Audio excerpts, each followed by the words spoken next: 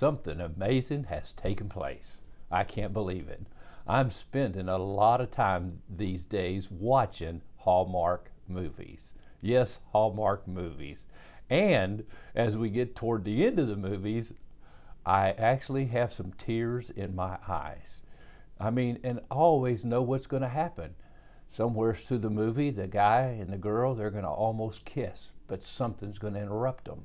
They're going to almost kiss again, and they're going to get interrupted again. But you always know it's the end of the movie because they're going to have a real long kiss, and they're going to live happily ever after. And this time of the year, the movies are about Christmas. And somehow the Christmas theme is woven into all the movies. And the same thing happens, it seems like. It's all about the magic of Christmas. Miracles take place at Christmas.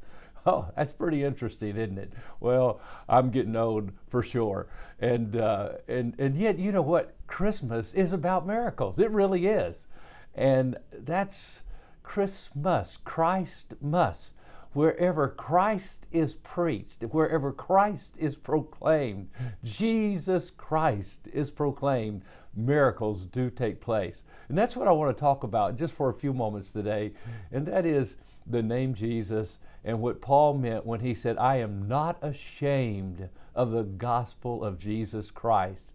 I'm not ashamed of the gospel of Jesus Christ. Remember when the angel appeared to Joseph to assure him he should marry Mary, he was told, thou shalt call his name Jesus, for he shall save his people from their sins. Jesus said, I came to seek and to save that which was lost.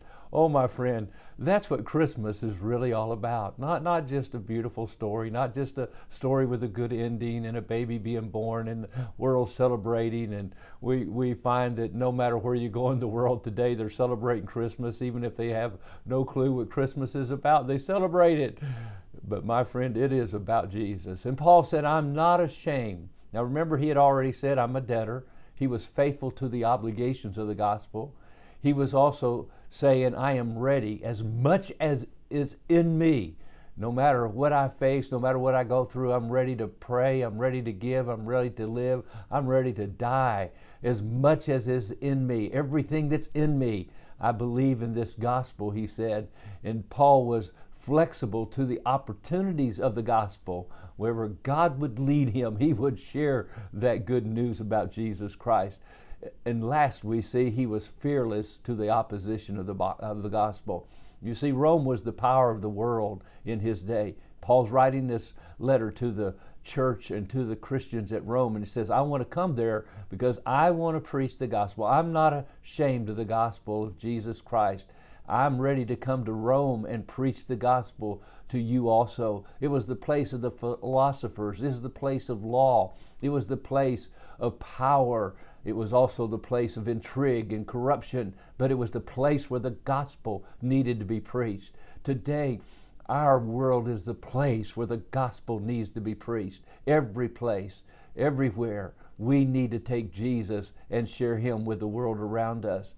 And so Paul was not ashamed of the gospel of Jesus Christ. Why? He wasn't ashamed of the person of Jesus Christ. Here, it's not the gospel of a Baptist church. It's not the gospel or the good news of a Methodist or Presbyterian church. It's the gospel of Jesus Christ. It's about the person of Jesus.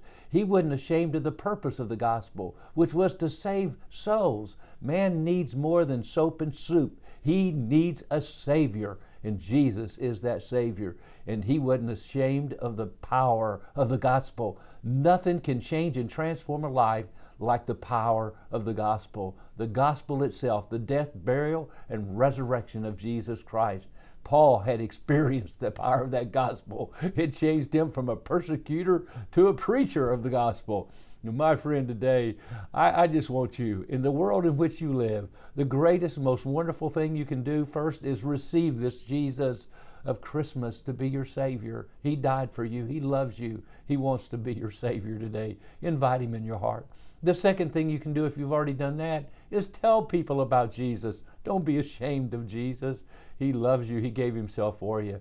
And that's the story of Christmas, the message of Christmas. May God bless you today as you really live out that message of Jesus Christ in your life. Have a wonderful day.